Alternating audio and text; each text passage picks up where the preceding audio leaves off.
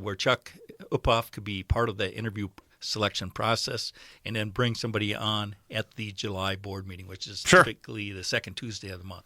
Did you select your farm family of the year? Yes, that was. We had them in here last week with the Hillview Farms, Kerfeld Dairy.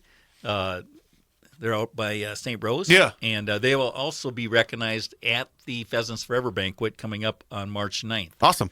Yeah, so they actually, Tim and his sons joined us on air, and I'm trying to think if that was with Randy. I wasn't here. So you weren't here. When was this? Last month. Okay, yeah. We have some user lose PTO here at KASM Radio, and I had a young son, and he didn't get sick in year number 1, and so it's like, well, I guess I'm taking half of December off. So my apologies to missing our Partyline, Dennis. I know. Yeah, I'm sure you were heartbroken all day. I was, and I actually went home and had to drown my sorrow in some beer. Shocking. As opposed to the days I'm here and he celebrates with beer. Yeah, so I'd rather be celebrating. Yeah. You did bring some company here today. Yeah. Should we grill Greg a little bit? Yeah.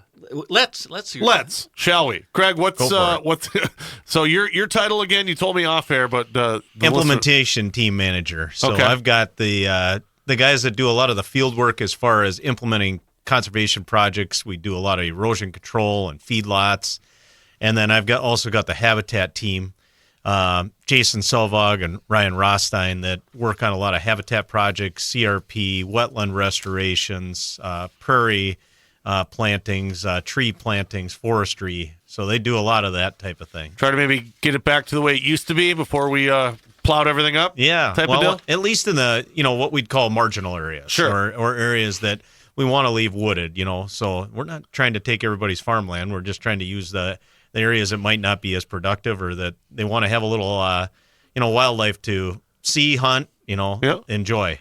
And the beauty of that is the natural kind of flow of how moisture can kind of run throughout the area.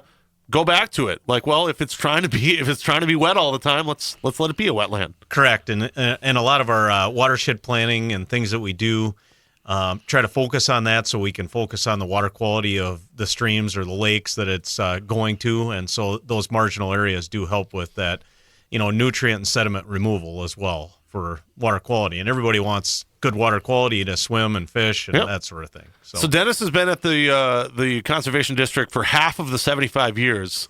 How long have you been a part of the squad there? I've been there a little over 23. Okay. So I'm second in line from Dennis. So, all right. Yeah. I don't have the show of it quite as much, but the wear and tear. No. Yeah. Yeah, he was a blonde. He was, bright-eyed blonde when he walked in there, and now it's silver top. Yeah. It just gets shinier, right? Yeah. No Santa Claus impersonations this year? There we go. So in your 23 years there, great relationships built over time, obviously, with 2.5 decades almost? Oh, yeah. I've met so many good people and done so many projects with them and had so many partners with different organizations. It's just amazing. I love it. Greg, talk about your work on shorelines as well. Basically, with is that more of construction if people are trying to build, or you restoring, or go ahead, dive in. We're mainly restoring. So we're doing erosion control if there's an erosion problem, or we're just blanket restoring if it's been altered in the previous time, whether it's structural from retaining walls or grading or other, maybe sometimes boathouses failing. Sure. To just having mowed lawn down to the edge and just trying to limit how much of that is disturbed along the edge of the lake. And we're restoring that with, what we call bioengineering or natural materials a lot of times. Sometimes we'll use a little bit of rock, but otherwise it's wood and plantings of trees, shrubs, native grasses, wildflowers, and just trying to get it back to a more natural state. Sure. Mm-hmm. So my dad, his shoreline, he doesn't want one iota of vegetation coming through there. So is that kind of a fight you have to fight sometimes with people wanting some natural vegetation as opposed to just rocks and retaining walls and stuff like that? It's out there. There's a lot of people that like that clean look, and Germans are kind of that way, and there's a lot of Germans around here, so that's okay. But we try to tell them that you can do that and have a balance. So we're not trying to take access to the lake away. We're just trying to limit it. So if you have 100 feet of shoreline, let's limit the access area to 25 feet of that, 100 feet, and the other 75 feet, let's try to naturalize for at least let's say an equitable distance back from the lake. And is it trying to find that equal balance, basically? Correct. I mean, you're dealing with stubborn Germans, so they're probably thinking 99-1, and you're trying to get it 75-25 type of deal? Right, yeah. So it's just a balance, and we're trying to work on that. And a lot of times, like we had a guy on the Sauk River chain of lakes here that I met with 5 years ago, and he was interested in possibly doing a shoreline restoration, but he had like 300 feet of shoreline. And we looked at what he would have to do to follow our policies and restore it like we would have to do. He's like, I can't do that. Well, then after several high water events and having to mow all that and everything like that, he came back to me this last summer and said, all right, I'm ready. Let's do it. So people just change. I mean, people think about it, and it may not be overnight, but people are starting to understand more and more of the value of this. Sure.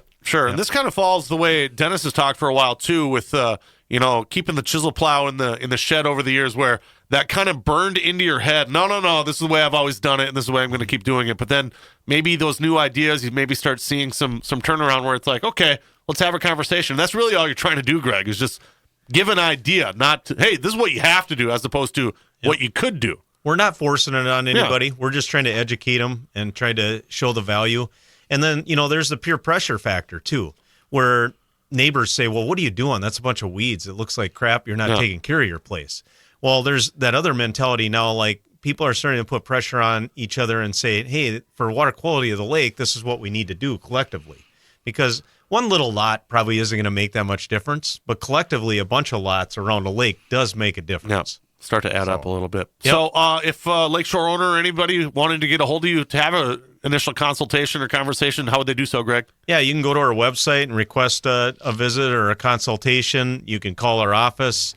You can email us. There's a lot of different ways to reach out. And phone number, again, is 320-251-7800, extension 3. And that goes straight to your secretary to your left here? Yeah, right. Dennis will give them all the particulars. I like it. I wanted to bring up another thing that is a special restriction we put on projects that we do on Shoreline. We had a former SWCD supervisor, Larry Salzer, that saw the amount of grant funds that are generated through taxpayers going toward these projects, and he wanted to make sure that when we get these naturalized, that they stay that way into the future. And we worked with the former Assistant County Attorney Marcus Miller. Greg Berg was very instrumental in making this happen, and they developed a deed restriction. It's kind of like a permanent easement where it's recorded at the county office, and it identifies the area that's supposed to be natural, the area where you can access the lake and have the sandy beach, and the natural area again. Sure. And that is recorded and it's documented. And we've really found that people enjoy that. You've had some people come, hey, can I put that on my property here where it's natural? I want to keep it that way. And it's just been a great tool, and it's actually been recognized across the state as something that more folks should probably be doing. I like it. Good way to stay in the know on stuff like that. We have to take a pause on your Tuesday today. Brought to you by Wimmer Opticians and Chiropractic Connection. Dennis Fuchs, Greg Berg in studio with me here today. And you've drummed up some interest as we got a couple calls. We'll start with Greg. There was a call asking, the lakeshore projects that you do, does the DNR get involved, or do your agencies live by different rules? So they do have permitting authority depending on where we're working. If we're working what's called below the ordinary high water level, which most people would recognize that as below the top of the bank near the shoreline, that little edge or little drop off. Okay. If we're working below that, then the DNR can get involved. But more times than not, when landowners are working with the Soil and Water Conservation District, I wouldn't say they're exempt, but they get a break. Sure. Because the DNR knows that we're designing things that they're going to like and that we're trying to promote. And a lot of times they won't require a permit for the practices that we're doing. So no fee, no permit, maybe just a contact with the DNR to let them know that we're doing a project in case somebody calls. And beyond that, we're good to go. So you would say that you and the DNR do work kind of separately? We do work separately. Yeah. I mean, they have their own, authority and regulations and things like that they're focusing on, but they refer a lot of people to us if they've got questions about restoration or erosion control. So there's a good relationship. Yeah, there. we have a great relationship, and like I said, a lot of times there's exemptions or no permit guidelines that they can follow, and allow the landowners to work with us without a lot of red tape. See, I think it's good too, Greg, because I think the DNR gets a bad rap because they're kind of the bad, the big bully. Hey, what are you doing? What are you up to? Yeah. So just that almost police, like, hey, what are you up to type of deal, where you guys kind of working hand in hand with them. And it's good to hear that you have that nice relationship and you lean on each other from time to time. Correct. Yeah. And to be honest with you, the County Environmental Services has done the same thing. So they regulate above the ordinary high water level. And they've done the same thing in giving, some exemptions or areas where if it's less than so much material being moved, there's no permit required. Or even if a permit is required, they don't have to go through this major process and a public hearing and a big cost and all that kind of thing. So we've tried to work those avenues because all of us as partners want to promote this type of activity. So make it as easy as possible. Sure. And I think we need to make it clear that when Greg is working with a shoreland owner, it's voluntary. I mean, they're approaching us to naturalize their shoreline, stabilize that shoreline. Yeah, you weren't knocking on doors to see what you're doing type of deal. Exactly. No. Yeah. I mean, the only thing we did was and we do this occasionally, is like last year in the area of like the Sauk River Chain of Lakes, Richmond, Cold Spring, that sort of thing. As part of that One Watershed, One Plan, we did a bus tour, and we did a conservation projects tour where we went around, looked at different projects that had either just been done or had been in for a few years, and then had people that were interested in this activity come and see what it really looks like and talk to the landowners that had done projects and things like that. And we drummed up a bunch of new people that wanted to do projects because of that. Well, with the beauty of it is, as Dennis was alluding to, the fact that the people kind of reach out to you. So they're maybe aware that there could be some repercussions when it comes to the DNR or, environmental services, stuff like that. Correct. Yeah. And they're looking at, okay, I've got failing retaining walls, or I've got an erosion problem, or I'm just sick of mowing lawn like I brought up before. Well, what kind of assistance can you provide us? And a lot of times we can help with 75% of the cost, and that includes materials and labor to do a project. So you look at replacing a retaining wall that might cost you, let's say, $50,000, or we do it more naturally. You still have good access to the lake, and we help pay for part of that project. There's some financial value there too, and the technical assistance that goes with it. And we don't charge for our planning, our design, our oversight, our technical assistance that goes with it. So there's a lot of value there. Sure. But you won't have a retaining wall anymore. Correct. You just got to make that clear with the listeners. I could get help with the retaining wall. No. That's not a natural feature on our lake shores, and we want to remove those and naturalize it. Nothing better than when you're in a pontoon with a driver driving that isn't drinking beer, and I'm drinking beer, and you're looking at the naturalized shorelines, and it looks like you're in the boundary water canoe areas. Sure. The Sauk River Chain of Lakes has got a tremendous view corridors out there that are just, it looks awesome. And there's other spots on the lake that look more like you're in a golf course or urbanized area. And leaving it as natural as possible is really what we're after. Having that nice vegetation, stuff like that. And, folks will buy a lake cabin and, I can't see the lake very good. I'm going to cut that tree down. Well, that's not really allowed. And it also causes problems because now people can see a house instead of a naturalized shoreline. And it's just bringing awareness to managing these shorelines, like the bus tour or the tour that Greg mentioned on the Sauk River Chain of Lakes last summer. That was just a very well-attended event, and people really learning about how to change your outlook on this. And Dennis was in a tube behind the boat the whole time, basically? We had better attendance than that. I think there was 56 people there, and Dennis just kind of stayed away, so to speak. Yeah. Well, that's not the worst thing either. Yeah.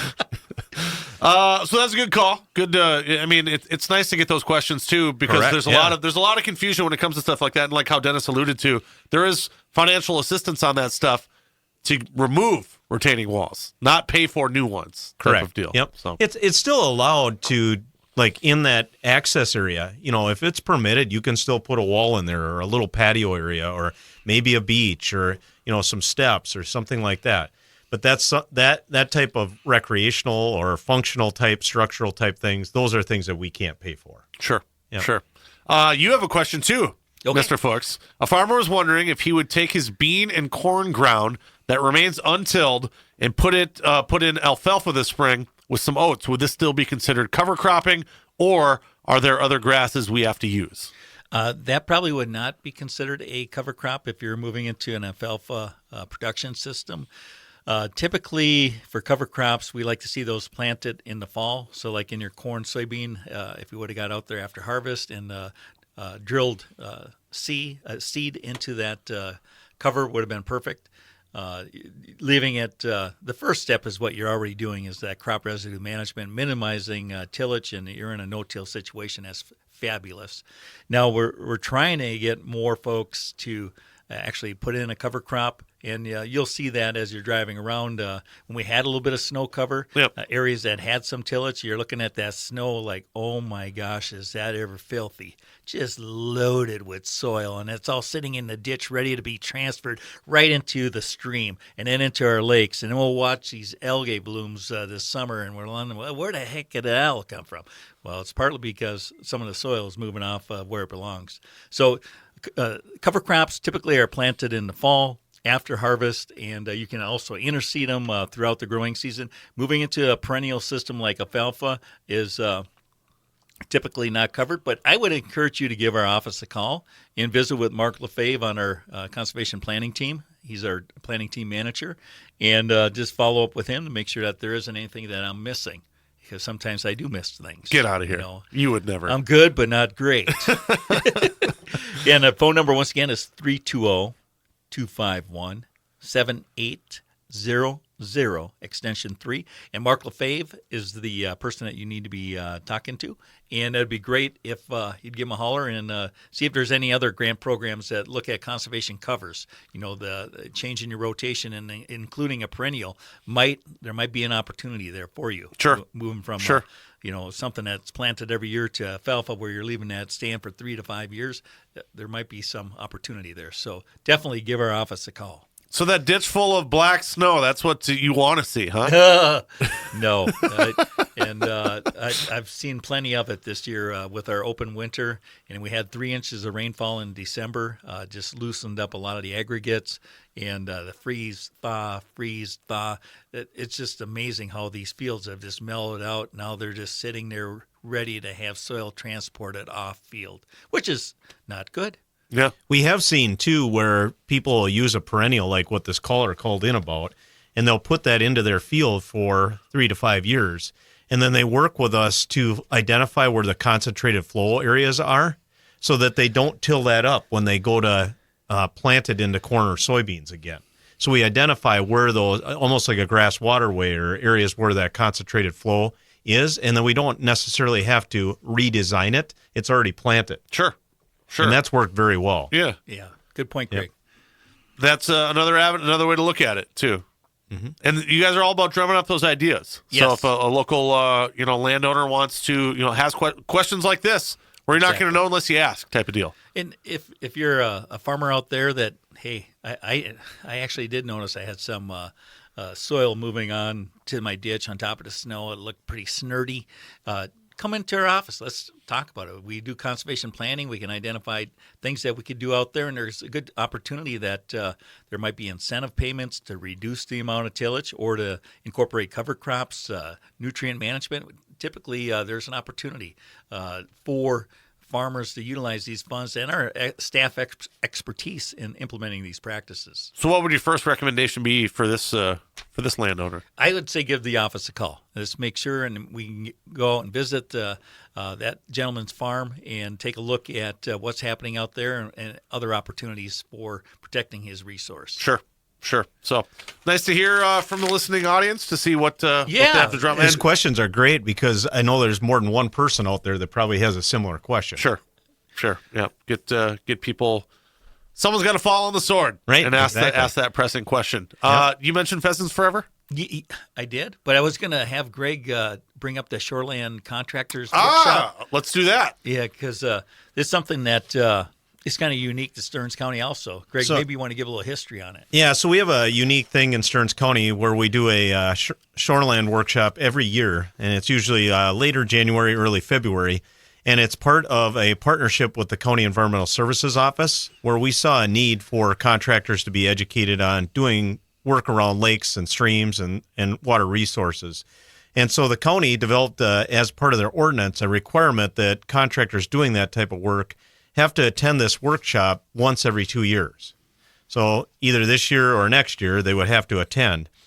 And this year, the workshop is Thursday, February 8th at the Gorecki Conference Center at the College of St. Benedict. We've been doing it at that location for years.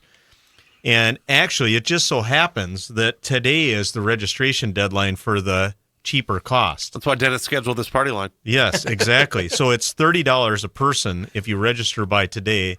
Otherwise, tomorrow it goes up to $75. So, and that includes a full day of education, hanging out with myself and a bunch of other great people, and lunch and refreshments. And the lunch and the food there is phenomenal. And we also have about, I think there's 10 vendors there that have various erosion control, seed, different things like that, equipment even this year that they bring in and show people and the contractors can visit with and start prepping for spring. So it's a great opportunity to network.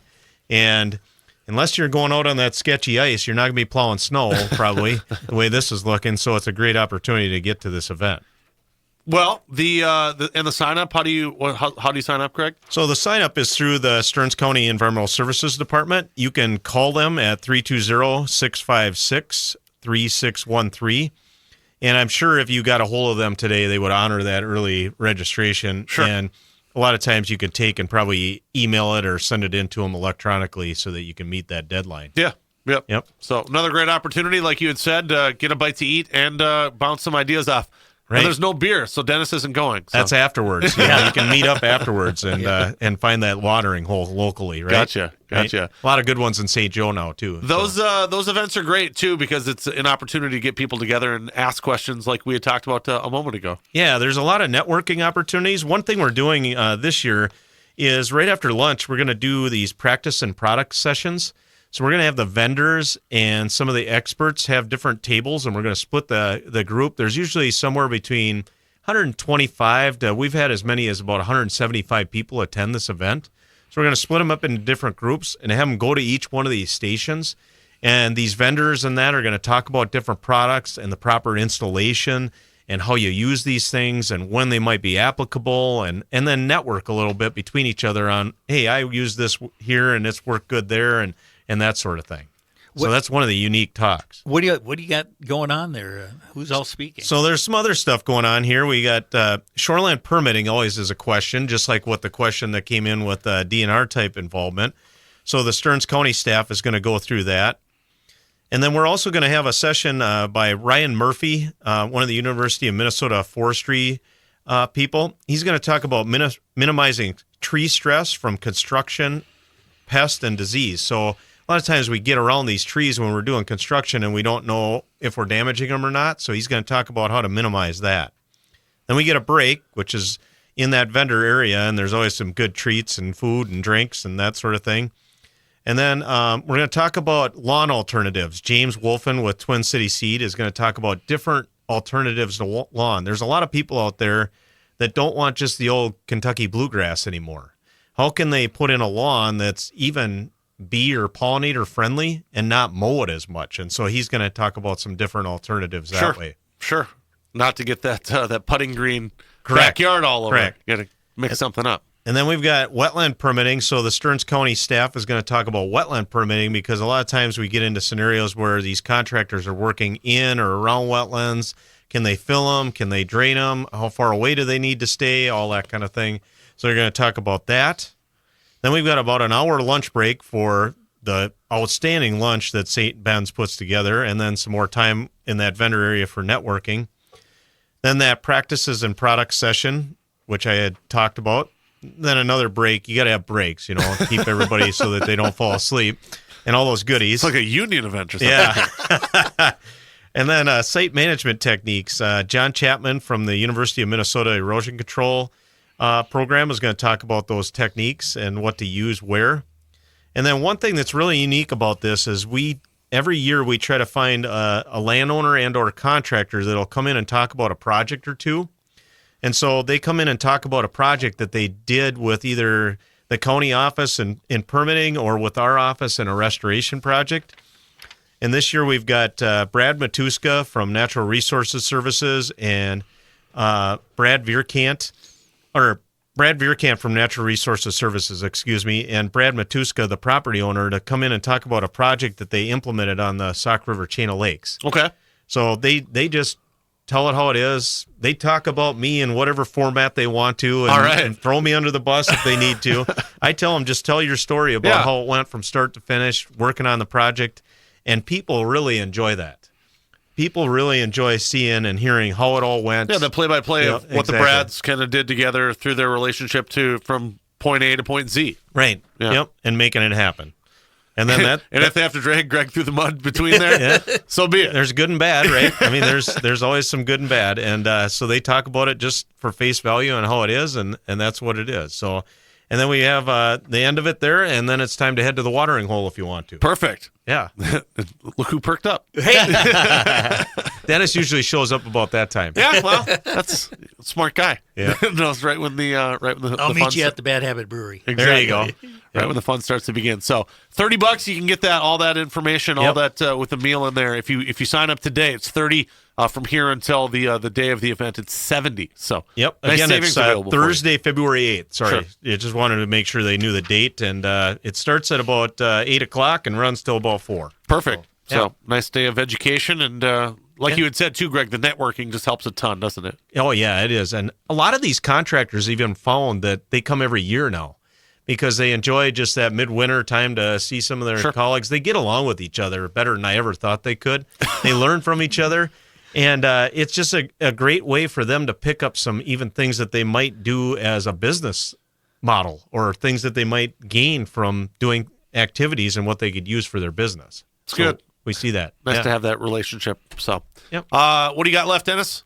Yeah, I was just going to mention that Gorecki Conference Center at St. Ben's. It's a good meal. It's a good meal and a great venue. It is. The acoustics and they've got enough screens up where you can really see the presentation. Just a great place. The parking is free. It's close. If you have never been there, this is a great opportunity to check out and learn more about shoreland practices and rules and regulations associated with it. I'm going to keep it short here because I know we're going to get right up against the end here. I do want to remind our listeners that we do sell trees through our office. Actually, it's online how to purchase them. And you just Google Stearns SWCD tree sales, and it'll pop up. And they're sold in bundles of 25. They're sold bare root, so these are for mass plantings for wildlife habitat or windbreaks or for larger plantings. These are not larger landscape types of trees. So if you're interested, we have sold out on a couple of varieties. But we do sell shrubs, small trees, medium trees, and then also the conifers.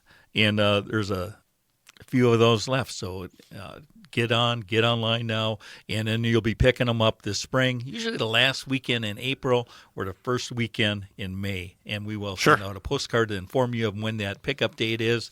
And thank you, Kirby, for How long have having you been us. selling trees? I'd say before I started. Oh, wow. Over 28 years. I was unaware. Well, that's a good, probably 40 years. Opportunity to, give back a little bit. And like you had said, sold out of a couple of them already, so you must be doing something right. Yeah. Or you got to order more. I don't know. one or the other. Supply and demand. Yeah, right. Exactly. And we get our trees are from Schumachers in southern Minnesota, and also the DNR has forestry, like Bedora. They have a nursery up there. So there are more and more trees getting planted, and that's what we like to see. They're great at providing wildlife habitat, sequestering carbon, and providing shade. What's a guy do without cross-country skiing and ice fishing now? Hike. There you go. I'm going to start watching the Timberwolves, I think. First place Timberwolves. Yeah. There we go. Well, Greg, Dennis, we appreciate you guys stopping by. Greg, whenever Hog's out of here and Chris has got some big money thing going on, feel free to come on in, okay? Thank you. I appreciate the opportunity. Yeah, I like it. Dennis, adios, buddy. We'll talk to you.